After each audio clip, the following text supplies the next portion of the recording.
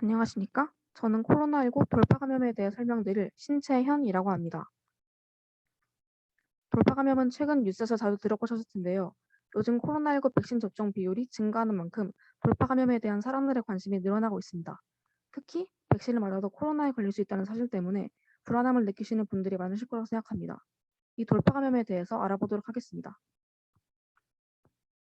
우선 돌파 감염이 무엇인지를 알아보자면 돌파 감염은 백신이 예방하고자 하는 특정 질병에 예방 접종을 한 접종자가 특정 질병에 걸리는 현상을 말합니다.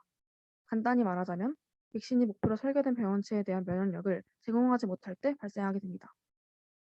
백신 접종을 2차까지 맞고 항체가 생긴다는 2주가 지났는데도 바이러스에 감염되면 백신이 뚫렸다고 해서 돌파 감염이라고 합니다. 돌파 감염은 코로나19뿐만이 아니라 골거리, 수두, 인플루엔자 등 다양한 질병의 백신 접종자에게서 발견됩니다. 어떤 백신도 100%의 예방 효과를 내지 않으므로 돌파 감염은 언제나 나올 수밖에 없습니다.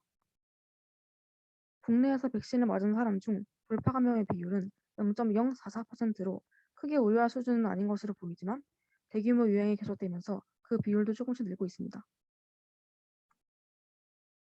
다음으로는 돌파 감염의 원인을 알아보도록 하겠습니다. 돌파 감염의 원인으로는 백신의 부적절한 투여나 보관, 바이러스의 돌연변이, 면역 형성 기간 등이 있습니다.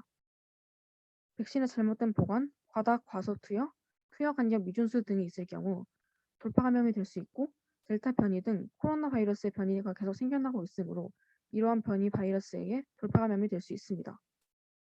또 백신을 접종한 후 항체를 형성하는 데 보통 2주가 걸리는데 면역을 형성할 시간이 충분하지 않았을 경우에도 돌파 감염이 생길 수 있습니다.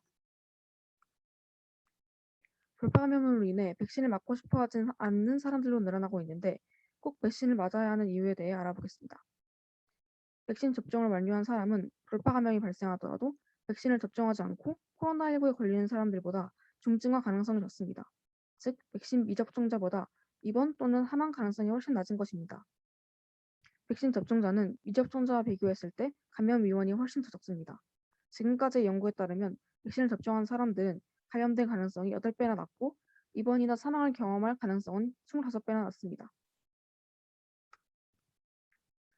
다음 그림을 보시면 접종 완료자 중 돌파 감염의 비율 및 돌파 감염 시 위중증 또는 사망자 비율을 잘 설명하고 있습니다. 큰 회색 네모 한 칸을 백신 접종 완료자 10만 명이라고 할 때 그중 돌파 감염 비율은 큰 회색 네모 한 칸의 오른쪽 상단 녹색만큼입니다. 이것은 0.023%에 해당하며 10만 명당 23.6명입니다. 돌파 감염자 중 위중증이나 사망에 이른 이 비율은 아래 빨간색 부분으로 매우 적은 비율임을 알 수 있습니다. 돌파 감염을 줄이기 위해 부스터샷을 실행할 수 있습니다. 부스터샷은 백신의 예방 효과를 강화하거나 효력 연장을 위해 일정 기간 후 추가로 접종하는 것을 말합니다. 코로나19 백신의 경우 화이자, 모더나 등 대부분의 백신이 2번 접종하는 방식인데 여기에 한 번 더 추가해 3차 접종을 하는 것이 부스터샷에 해당됩니다. 국내에서는 고위험군 등의 부스터샷을 우선 시행한 뒤 일반 국민으로 대상을 넓히기로 하였습니다. 정은경 질병관리청장은 요양병원, 시설, 입소자와 종사자, 코로나19 확진자를 진료하는 병원 등 고위험군부터 추가 접종할 것이라고 했습니다. 지금까지 코로나19 돌파 감염에 대해서 알아보았습니다. 하루빨리 코로나19에서 벗어나 정상적인 생활을 되찾길 바라며 발표를 마치겠습니다. 감사합니다.